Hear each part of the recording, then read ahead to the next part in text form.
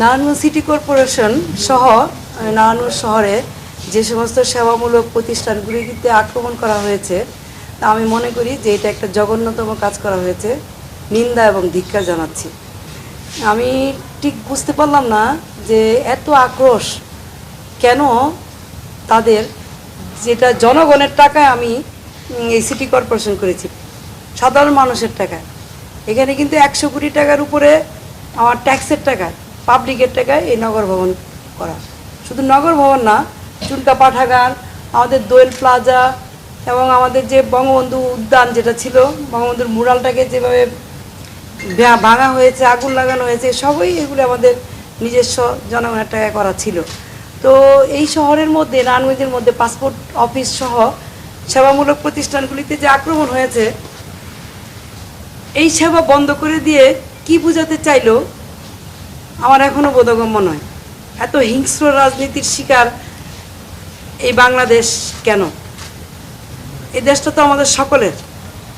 আর জাতীয় পর্যায়ের কথা নয়, আমি নাই বললাম, জাতীয় নেতৃবৃন্দ বলবেন, কিন্তু নারায়ণগঞ্জ নিয়ে যদি কথা বলি তাহলে তো এই কথা বলতেই হয়। এত বড় একটা ম্যাসাকার হলো, আমরা আগের দিন বা একদিন আগেও একটা তথ্য পেলাম না কোনো সংস্থার কাছ থেকে। বাসায় ফ্রেশ জুস তৈরি করতে আমার আছে ভিশন ব্লেন্ডার। ভিশন ব্লেন্ডার, জীবনে আধুনিকতা।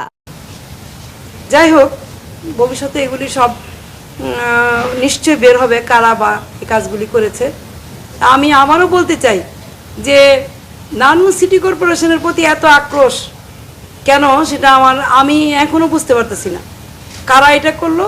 আমি বলবো আইন শৃঙ্খলা বাহিনীকে খুঁজে বের করার জন্য। আমরা যেই মামলাটা আজকে সকালে থানায় জিডি করেছি, সেটার সুষ্ঠু তদন্ত করে বের করা হোক এবং সুস্থ পরিবেশ ফেরত আসুক, আমি সেই আশাই করব। এখান থেকে তারা যখন আগুন দিচ্ছিল শেষের দিকে এই 4-5 জন এখানে ধরা পড়েছে। আমরা তো কাউকে খুঁজে কোথা থেকে নিয়ে আসি নাই।